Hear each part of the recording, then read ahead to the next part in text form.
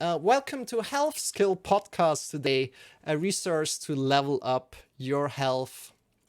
I'm Marcel, I'm a yoga teacher, and please welcome today a wonderful and precise instructions. So, I'm sorry.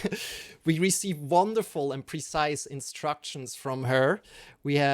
She's really passionate about Tai Chi and Qigong. I realized that the first time I saw her online and teaching, and this passion, she really embodies this passion. And you can see this when she's speaking.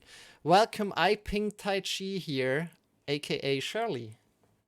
Is that Thank you correct? so much, Marcel. Yeah. So my name is Shirley, Shirley. and my students call me Shifu Shirley.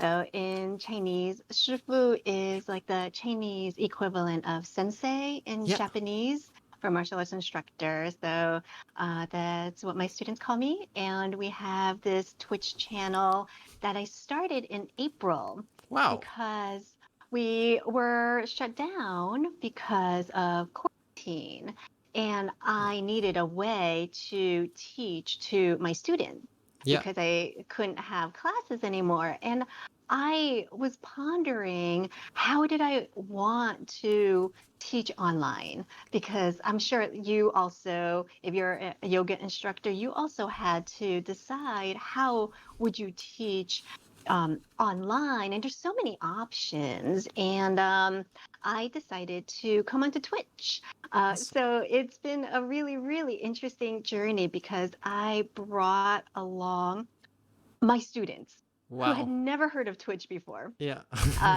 Never heard of it. And I brought them on to Twitch because I chose this as my platform to not only to teach to my existing students, but also to share what Tai Chi and Qigong are all about to a greater audience too. So it's been such a wonderful journey.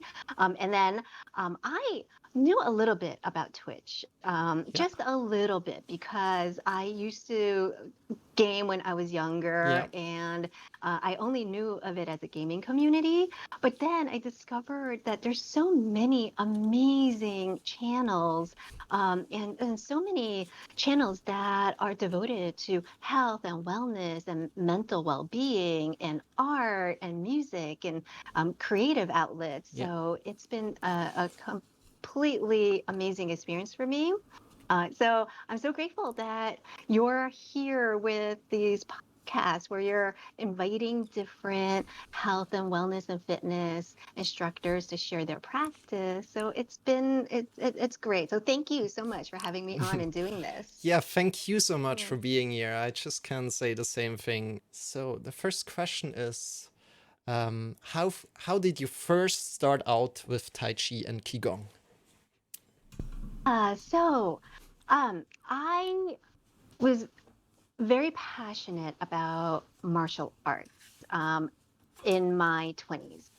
So after I graduated college, and actually, if we go back a little bit, I was a chain smoker in my younger days. And I smoked because back then we all did. And my friends and I, we all smoked a lot of cigarettes. And I did that from when I was 17 to when I was 24. And I wanted to quit smoking, and I had always been interested in martial arts. It was one of those things that I was always fascinated with when I was younger. But growing up in a kind of not a very traditional family, but it's still, martial arts wasn't something that I saw within my reality as something that I would do as a girl. Yeah. So it was something I was always interested in, but I never really pursued. But then after I was an adult, it was something I wanted to try. So I basically replaced one addiction with another addiction. And I studied martial arts.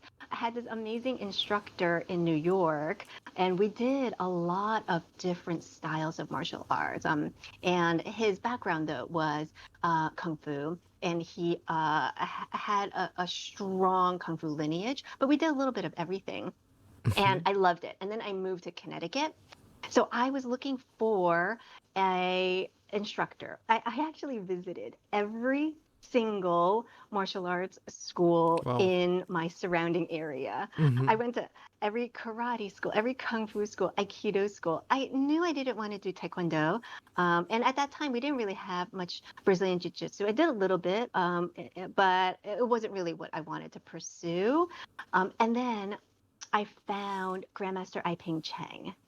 She taught wushu, which is a kind of a more acrobatic form of Chinese kung fu, and she also Mhm. taught Tai Chi. But being in my 20s, I actually didn't know all that much about Tai Chi myself. Like in my mind, it was something that my grandfather did, it was something that older people did. But I wanted to do wushu. I wanted to do the really cool kicking, flying kicks, like the things that you see in the movies. Yeah. So that's what I wanted to pursue. And then I tore my ACL Oh. in my right knee.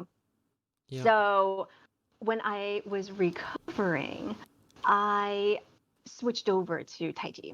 Yeah. And in my mind, it was going to be something that I was just going to do temporarily Mhm. until I got back into my physical condition and got my strength back so I could do wushu again.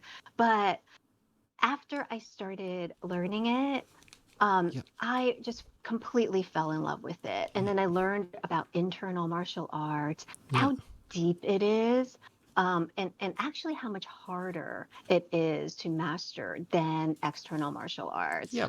And I just kept going further and further down, and that was almost 20 years ago.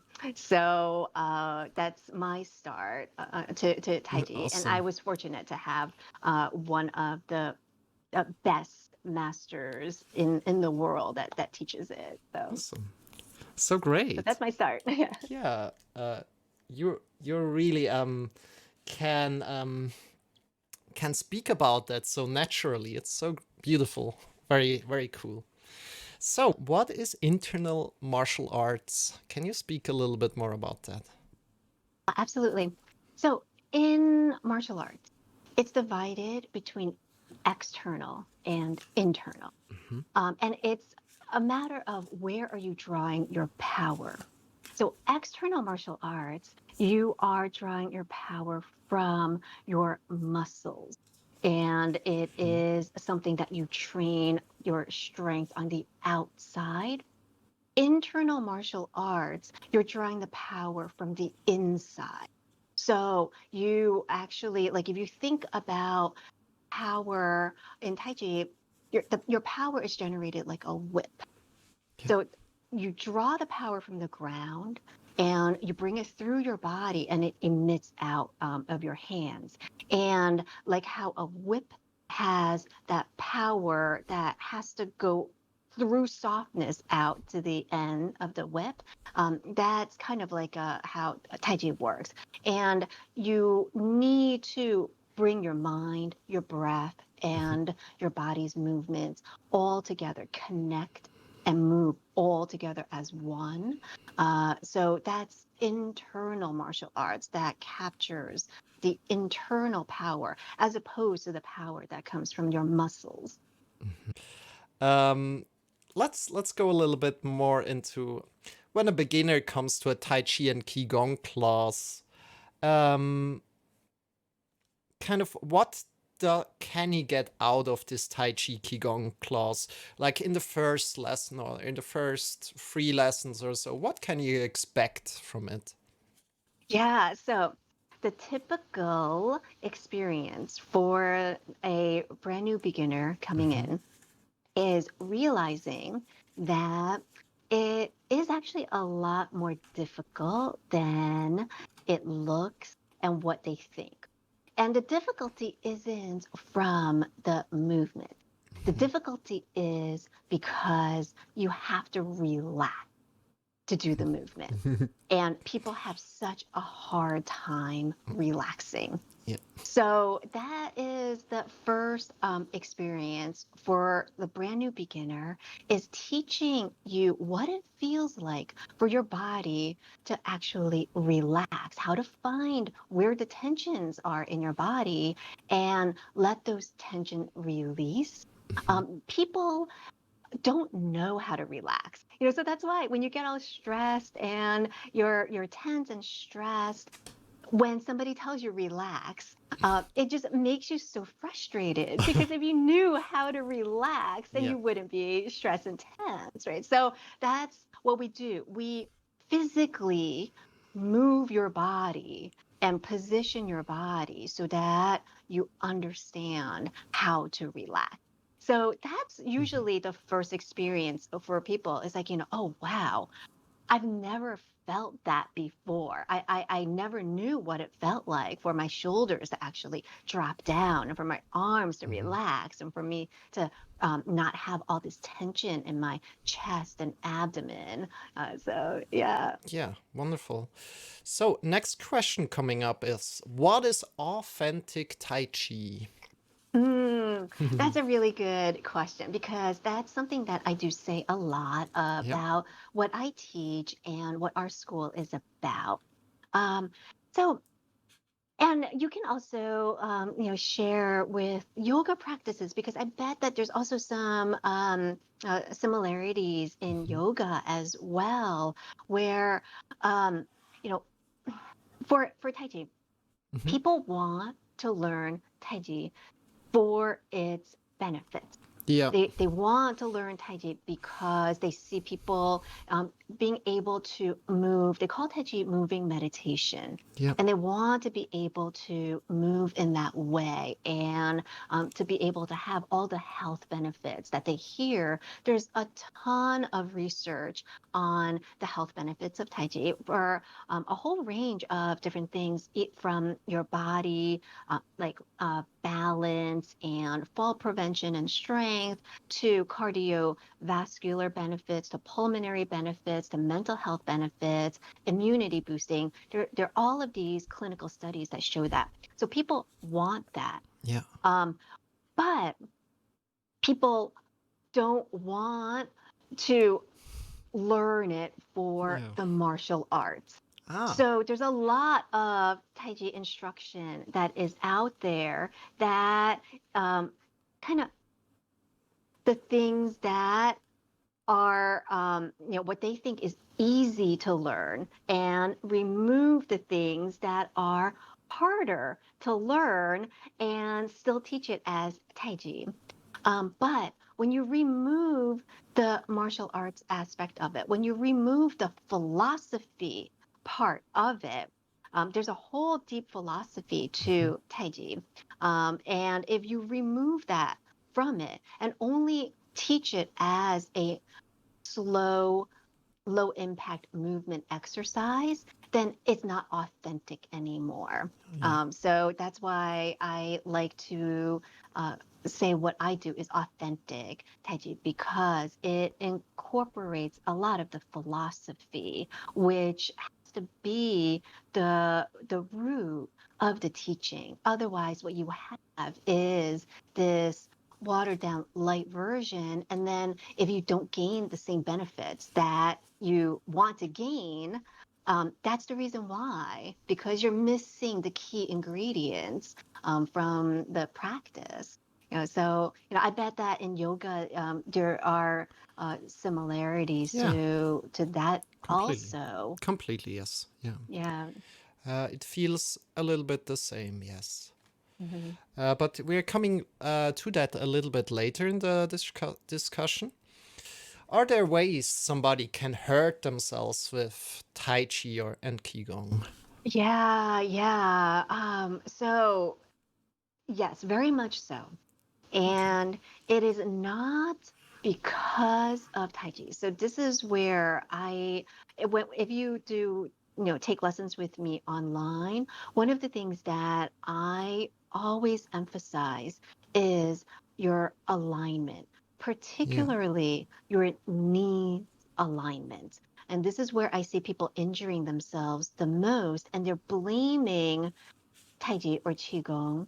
Um, but it's not the Tai Chi or Qigong that's the problem. It's your positioning is not correct when you do the movement. So Mhm. a lot of people actually do injure themselves doing Tai Chi, especially because there's a lot of movement forward and backward. We have a lot of weight that we put on one leg, and there are rotations, and there's rotations during movement. And if your knee is not in the proper alignment, perpendicular above your toes, and your knees are buckled in while you're trying to move and turn, that's when you can really hurt your knees. So, and that's true for any kind of exercise. A lot of people are doing exercises where their knees aren't in the proper alignment and they complain about knee pain. So, Tai Chi, it is something that shouldn't cause any joint pain if you are in the proper alignment and posture. So that's definitely something that I'm always looking for. And I encourage people, if they're looking for classes, whether it's in-person classes or online classes, Mhm. that's the first thing that they should look at in not just the instructors, but also in the other students around who are taking the classes, because that's an indication if the instructor is focused on that point or not. If you see the instructor's knee isn't in the right alignment, and if all the students' knees aren't in the right alignment, then that's something that should trigger a question for you, whether you should Yeah. learn from that instructor in that school. Yeah. Yeah. Good. Um, I'm sorry, I forgot a little question in the beginning of our podcast. Mainly, I like to ask you about the difference between Tai Chi and Qigong. And Yeah, yeah, yeah, just yeah, that. yeah. That's probably like the number one question that I get. It's like, what's Yeah. the difference between Tai Chi and Qigong? And yeah, what makes it really confusing is that how we pronounce these two words in English Hmm. are not really correct. Yeah. So um, most people pronounce Tai Chi Tai Chi, Hmm. because they see that it's spelled Taichi. So they pronounce it Tai Chi. And then there's Qigong, which is pronounced Qigong. And then they assume that the Qi in Qigong is the Qi that they're pronouncing in Tai Chi. And these are actually two completely separate words. And in actuality, um, it's pronounced Tai Chi. In Chinese, it's Tai Chi. So it's Tai Chi and Qigong. So two different words. Tai Hmm. Chi is a philosophy based in in Taoism. Yeah. It's the yin yang. So I think a lot of people know the yin yang symbol, that circle with one side black, one side white. It's a swirl. And in the largest part of one color is a little dot of the opposite color. And you have this swirl where it's big and then it goes down into the tail. And then where you have the tail of one is where it goes into the big part of the other. So this is the philosophy of the yin yang. And it is the philosophy of how the world works, how the world is. And the world is a duality Hmm. that is opposing each other, seeking balance all the time. And that just exists. And you just have to accept that this is the existence of the world. If there is up, there is down. If there's black, there's white. If there's night, there's day. And we're always trying to find balance between dualities. The opposite always exists, whether you want it to exist or not. You can't just live in one unchanging view of the world. So this is the philosophy that the martial art is based on. So the martial art of Tai Chi is all about listening to how forces interact and how you interact with forces around you, how opposing forces coming at you affect you and how you interact with. Yeah. If you fight back to a force that's coming at you, then that causes tension. Hmm. If you don't fight back and let that force just redirect it, then you can use that to as a martial art. So that's what Tai Chi is. How do you react to these opposing forces? And you have to relax in order for that to work. So, so that's what Tai Chi is. It, at its root, is a philosophy that the martial art was built off of. Qigong is a different thing. So Qigong is a lot older. Qigong, the term, actually was coined in modern era, and it was coined to put around all these exercises that have existed for thousands of years that incorporate breathing, stretching, and movement to improve the functioning of your body's health. So, this is where I think that Qigong and yoga are probably a little bit more similar, Yeah. where you're incorporating breathing and movement. All of these exercises actually are using traditional Chinese medicine principles in their movement. In traditional Chinese medicine, you have your internal organs regulated by meridian channels in your body. Hmm.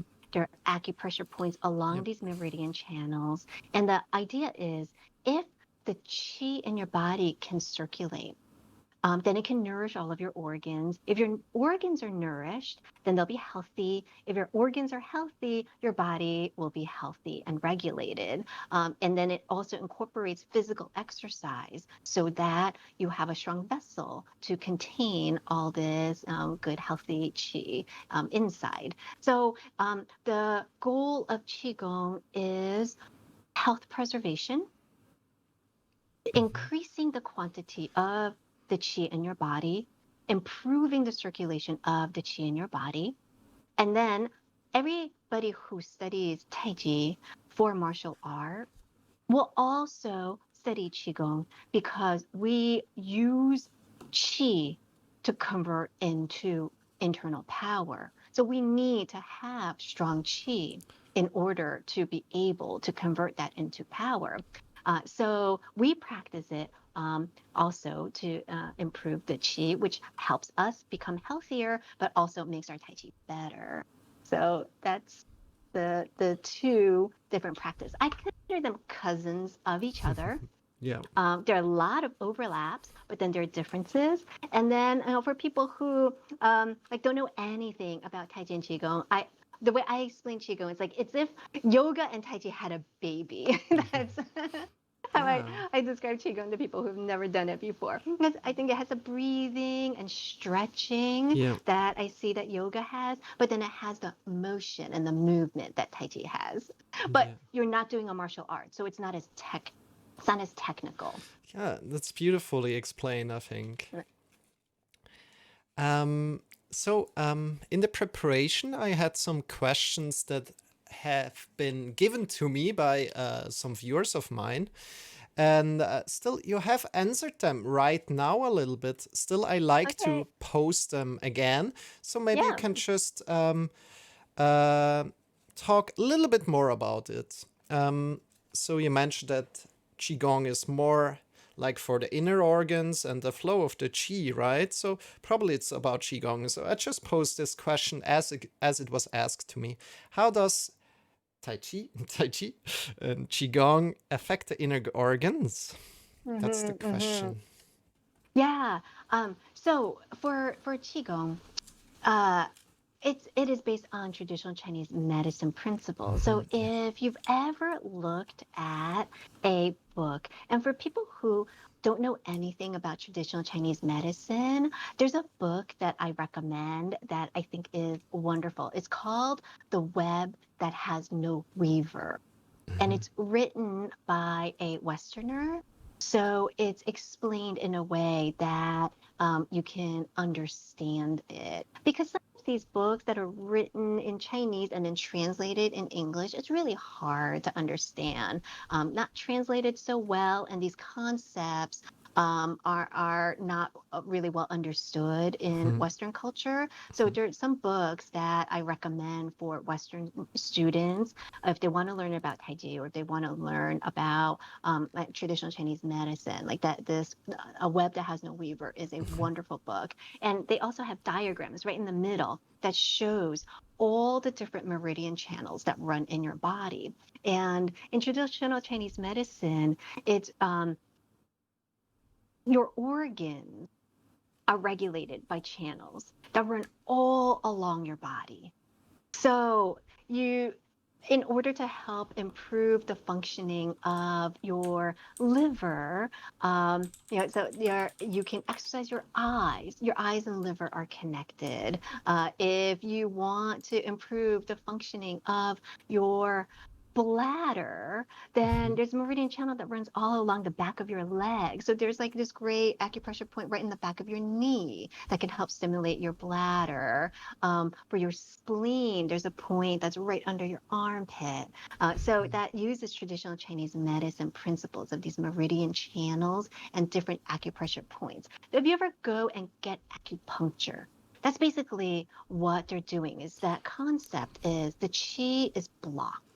Mhm. And in order to unblock that chi so it can flow, then they take the needle and put it into certain points to then unblock. But that is a treatment. Yeah. It's not a cure, right? So, how do we get that chi to just keep flowing so that the blockages aren't there to begin with? And the qigong exercises are one way to do that. So Mhm. we get that chi to flow, and then we learn how to relax.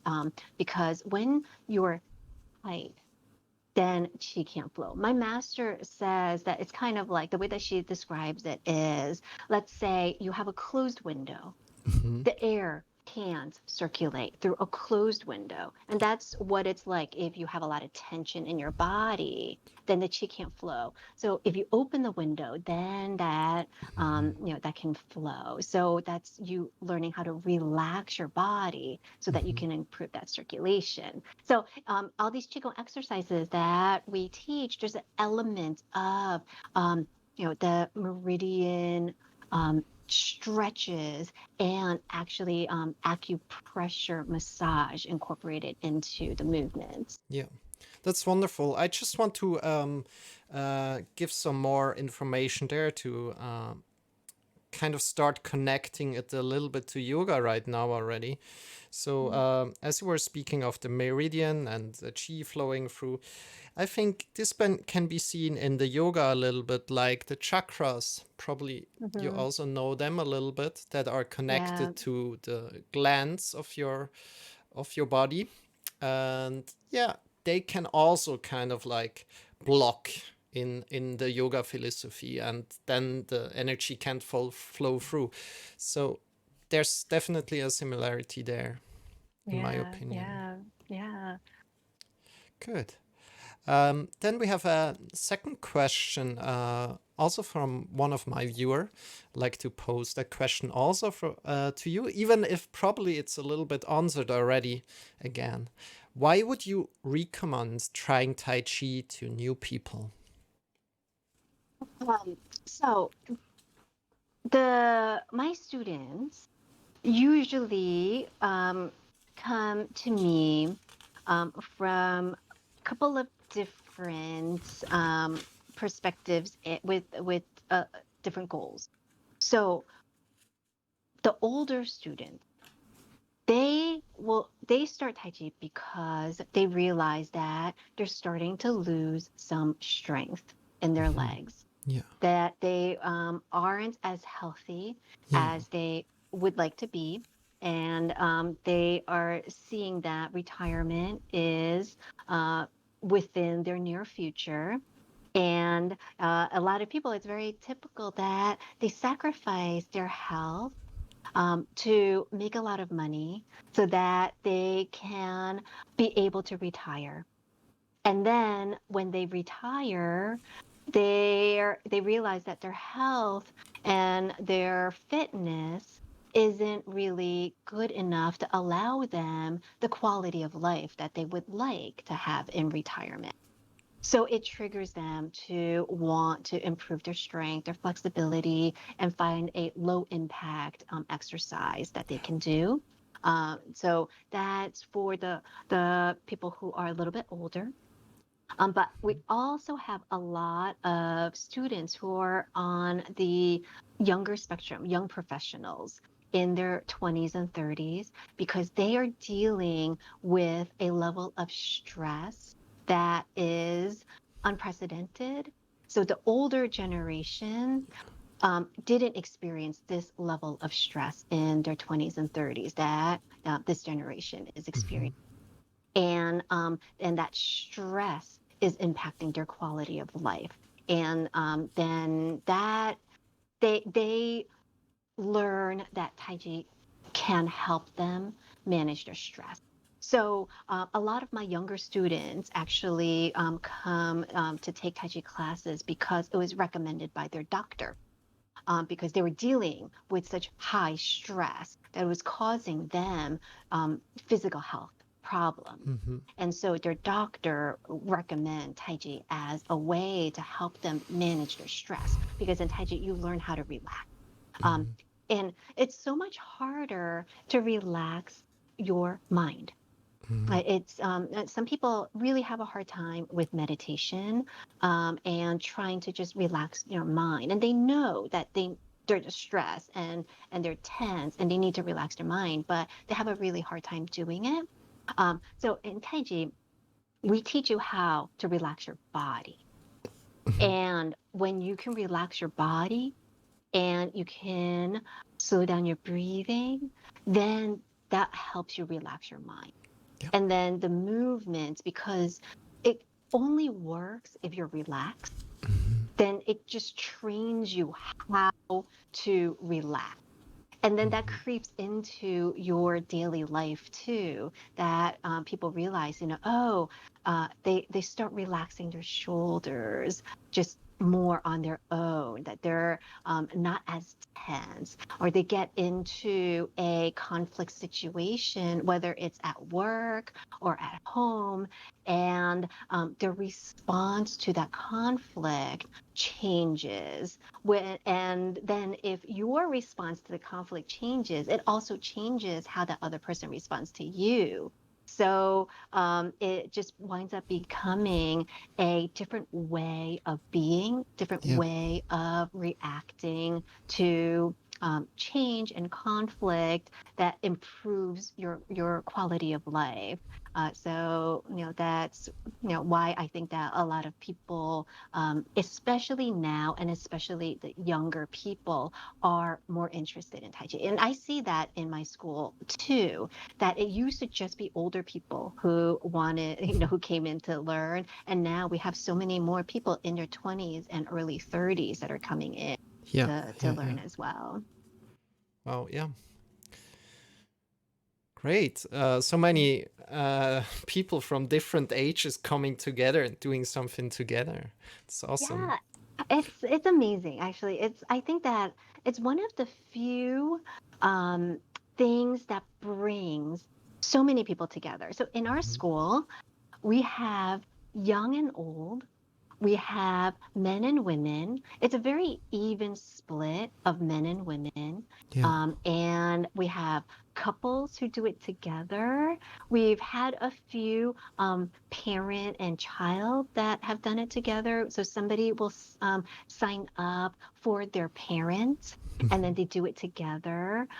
We and it brings people from all walks of life. So in our school, we have people who are conservative and liberal, and doesn't matter what your politics are, what your personal beliefs are, everybody deals with stress. Yeah. Everybody is dealing with stress and physical health problems. So they're able to come together in this practice. And it just is this, really, really wonderful experience where Yeah. we're just like all on this journey together. Yeah. I love this a lot about Tai Chi and Qigong. And in yoga, it's rather a little bit leaning towards women right now, but we're working on it. Yeah, yeah. So there was one thing that you have talked about that I want to kind of connect with right now, which is like the mind-body connection, and I want to ask you, how is it in your philosophy? Kind of like this concept. I like to explain it how it is in the philosophy that I learned, which is Hindu Shaiva Tantra. That's just the philosophy I learned. And in there, there's like, oh, yeah, you have this mind and the body, and that's one. So we talk about one instead of having the mind disconnected from the body, right? And I wanted Yeah. to ask you how it is it in your philosophy? Yeah, yeah, absolutely. So in Tai Chi and in Qigong, movement starts in your mind. So intention, and I think that's in yoga also, right? Intention. So in Chinese, the word is yi. Yi is your mind, your intention, and it has to lead the movement. So you bring your mind, your breath, and your body all together. If the mind isn't in the movement, you're not doing the movement. And so you have to be present exactly at this one moment. And that's the mindfulness part of it. You can't attach to the movement that just happened before. You can't focus on the movement that's going to happen next. You have to be completely present in what is experiencing right now and have your entire body be connected at that moment, and then be connected at every moment. So if you're thinking about the mistake you made before, then you're not in this moment. And if you are thinking about where the movement needs to go next, you're not in this movement. So in Tai Chi, it's a martial art. So if your mind is not in this movement and your body is not all connected, your opponent is going to get you to the ground. So your mind has to be connected to this movement. You have to be fully relaxed and connected. So it really trains that mindfulness of Yeah, it. yeah, good. Is yeah, let, still, is this a little bit of yin and yang philosophy, a little bit involved in your answer right now? Because I expected some answer involved with like, oh, yin and yang, and your body is more like maybe towards the yang, and your mind is more towards the yin, or something like that. I expected something like that. Could this be the case or no? So, um, yin and yang Mm-hmm. are in everything, Mm-hmm. everywhere. Okay. Everything has yin and yang. Yeah. Yeah, so it's not like separated Yeah. where like the mind is yin, the body is yang. Mm-hmm. So that is like the yin yang symbol. That's what it represents. That Mm-hmm. everything is both yin and yang, and Yeah. they change. So like with the mind and body, as long as they are connected, just bringing that mind to connect with your body and being completely aware of what the body is doing and where you are too young or too yin. Like, Mhm. so your mind needs to feel that in your body. If you are too far forward or too far back, those are the Mhm. things that the mind has to be Okay, aware of. good. Thank you. Thank you so much for your answers. So let's come a little bit back to movement right now, first of all. And let's speak about the differences in Tai Chi and Qigong uh, and yoga. So I will start with that. I kind of like tell you in yoga, we're holding sometimes a position for longer time periods and we're not moving, or we're not moving that much. We try to hold it. We're probably moving a little bit with the arms, but we're holding it. And then we're moving to another position and we're holding it there again. And it's individual, kind of like how you're moving to another position depends on the teacher. So there's no written rules that, oh yeah, you need to move gracefully to another position. However, I'm telling my students that uh, transitioning between the poses is half of yoga. So yeah, and that's kind of like how movement works in yoga. And what I experience also is that we have the hands a lot on the floor. We have the hands a lot of the floor, and I think that's a little bit different in qigong. Could that be? Yeah, yeah. So, when you hold the hand positions into your positions, what is the reason for holding the position? Is it to develop like the strength and balance, or It's to get a little bit deeper into the position, to feel your body and to reconnect of how how does it feel, and what can you change to make it feel different. It's kind of getting comfortable into the position and feeling if something opens up suddenly as you're staying a little bit longer in a certain kind of position. Mm. It's so we want to root down, we want to feel the ground and connect with our body, and it's kind of like meditation as well. You want to just connect with that position and how it feels. Mhm. Yeah. Yeah, yeah. So in Qigong, Hmm. it's a set of choreographed movements that have specific positioning. So like yoga, where you're going into certain specific positions. In qigong, we also have certain specific positions because we have to activate certain areas. Like the heart meridian, it runs Hmm. along from like the pinky side of your arm. So if we want to stimulate, we need to bring this edge of the arm up. So if you're doing a movement and you don't bring it up all the way, you're not getting that full impact. So Yeah. there's certain things that are technical in that sense of where you move your body, because if you aren't hitting those certain movement positions, then you don't really get that same Yeah. benefit.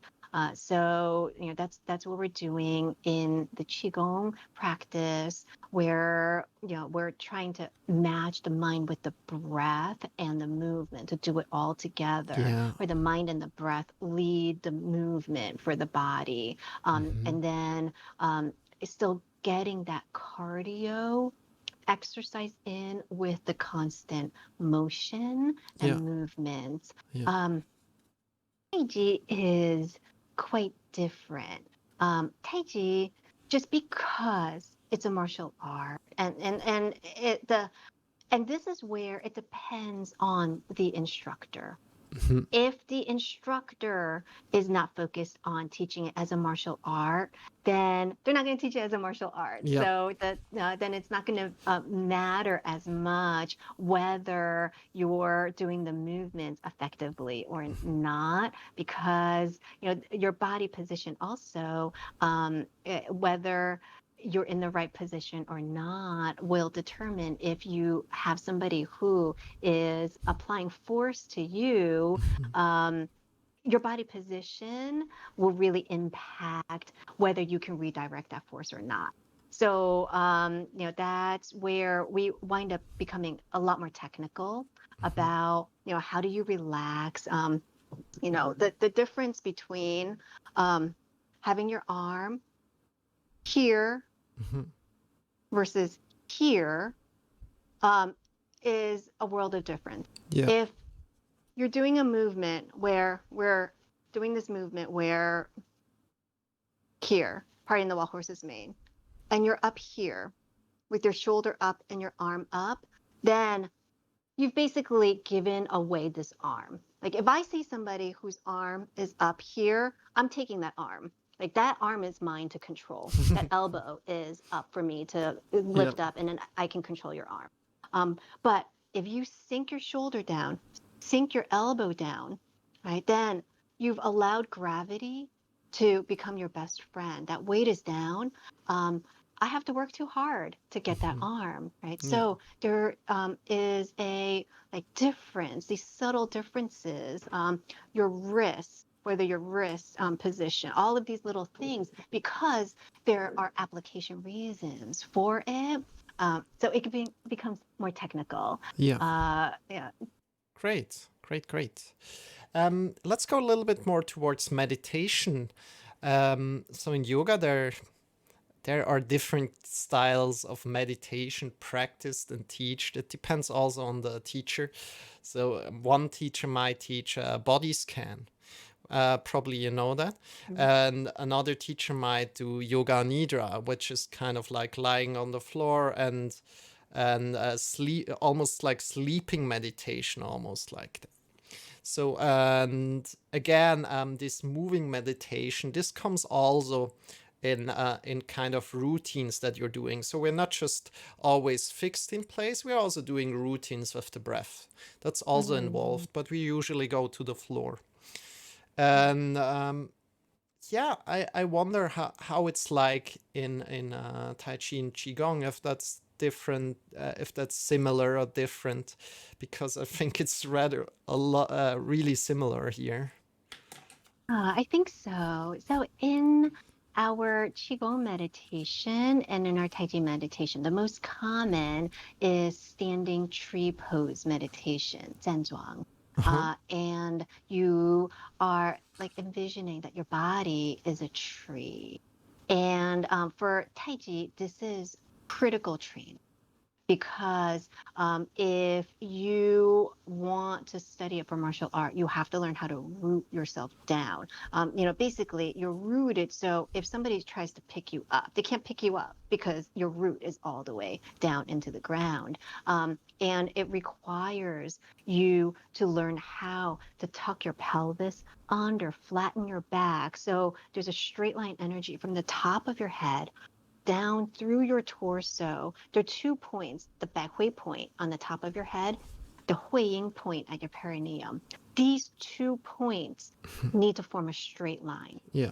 In order for these 2 points to form a straight line, your pelvis needs to tilt under. Your lower back has to be flat. Your body has to be down. And there's a straight line energy all the way down into your feet.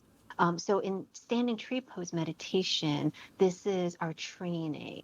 While we do it, we're strengthening up our, because if you stay down and rooted, you're doing weight training and weight bearing exercise for your legs. So you're strengthening up your legs. And we do body scans so that you're learning how to relax every part of your body. So for us, the goal is to improve the flow of qi.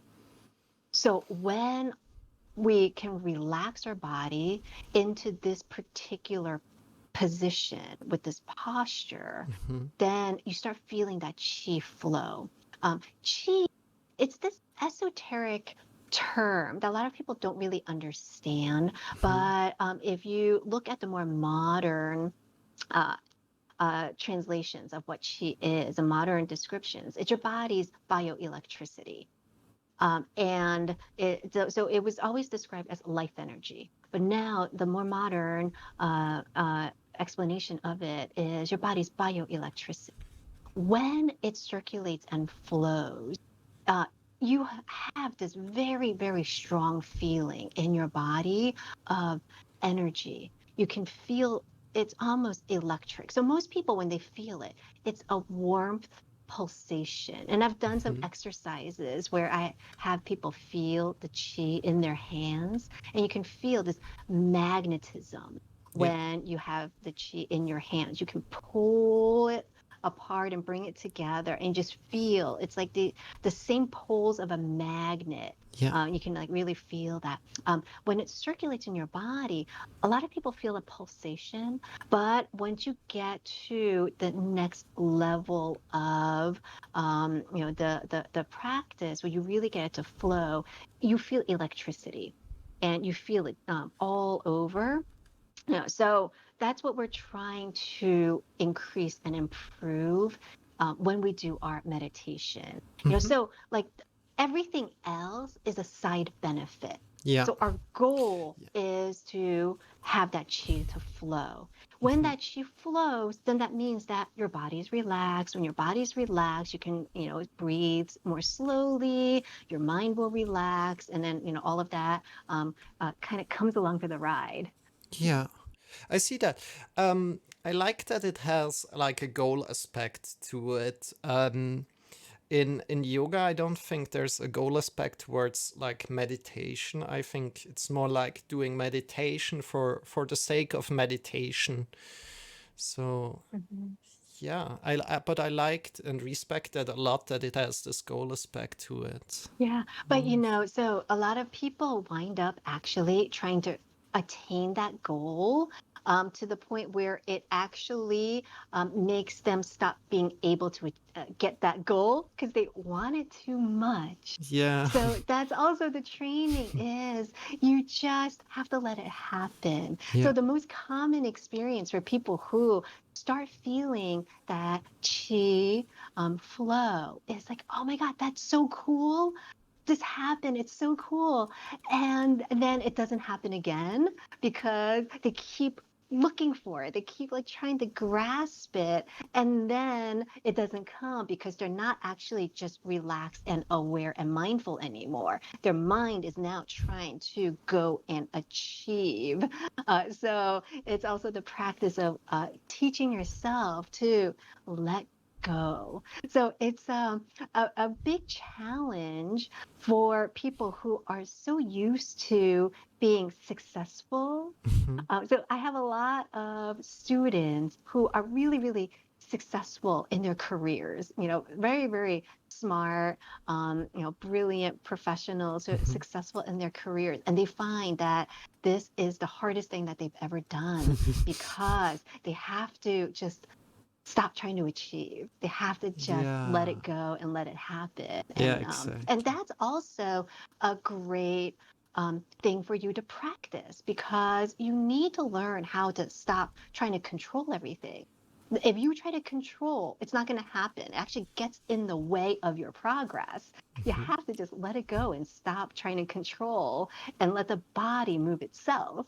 There's one more thing I like to ask you also about the difference to yoga. As I first came into yoga, I really saw, wow, this is a space where I can be myself. This is a space where it's not competitive. And I really loved that. And I wanted to ask you, is that true also for Tai Chi and Qigong? So, well, I did do it competitively.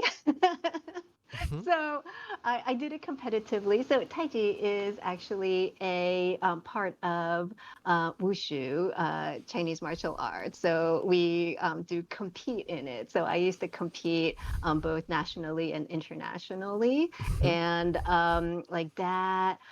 When you compete, and you know, my master, she was the head coach of the Zhejiang professional wushu team. So she trained us at a very, very high level as athletes. You know, and the competition aspect of it is not about the competition of you and other people. It's really you working hard to improve yourself. You know, so that was the value of competitions for us, is when you know that you need to compete. Your spirit lifts, your focus increases, Mm-hmm. your drive to train increases. And when you have all of those things that come together, then just the quality of what you're doing improves. That's true for whatever it is that you do. Whenever you do any endeavor, if your spirit increases, your focus increases, and you train and practice harder, you're going to improve. Mm-hmm. So that was our drive. We don't compete anymore. So as a school, we've moved away from competitions and focus more on doing it for just personal well-being. Mm-hmm. You know, but there are a lot of people who have a hard time trying to not compare to the person. So why is Tai Chi an internal martial art? You have to listen to the limits of your own body. So when you see Tai Chi being done, so me as an instructor, the movement that I do, you as a student, you're not there to match my external shape. What you're there to do is match my internal alignment. So my stance will be bigger. You have to listen to the limits of your own body. If you don't have that same strength and flexibility, your stance will be smaller. Your positioning will be higher, right? If you Mm-hmm. actually try to match my external shape, then your internal alignment will be off. Ah, No, yeah. so that's you know, the thing that's really hard is people want to um, do more than they are physically capable of doing, and you have to swallow your ego and realize the limits of your own ability and listen to what you can actually do, and Yeah. and not just try to do what you want to do. So that's actually a really, I think, growth Yeah. process for people. Realizing this makes you really, really strong, in my opinion. Yeah, yeah, and I think that's a great benefit. It's actually been, honestly, Tai Chi has been the most ego bruising experience I have ever done, Yeah. but it's helped me grow so much just as a Yeah. person, you know, in more than just in my Tai Chi practice, but just in life in general. Yeah. Yeah.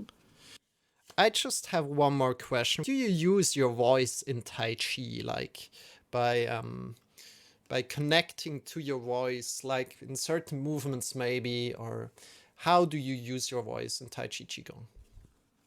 I think that for me, the connection in my voice is in meditation, Yeah. more than anything else, because I do guided meditation. Mm-hmm. And a lot of people who struggle with meditation, they find it useful to have the voice guided meditation where I talk through what to visualize and where to relax. Mm-hmm. So I think that, you know, that's helpful. Yeah. So there's nothing to do with kind of the students using their voice, kind of like saying a mantra, like it's done in yoga. No, so there are some Qigong practices where you do use sound Yeah. as part of the movement. So during certain movements, you say a certain Ah, sound. So there are some Qigong okay. that does that. Mhm. If you have any further questions, we will be available a little bit in the Discord right after you people here, right? Your friends in the chat. And thank you so much for your time, Shirley. Oh, thank And you so much for having me. This is great. Like, I, I love talking about this. I can talk about this all day. yeah, it's so great to learn from you and to talk with each other. Next week we have Men in Yoga and Yoga in General together with Yoga Ahana. This was Health Skills Podcast. Join in live next week at www.moment.yoga/Twitch, and we are leveling up your health skill.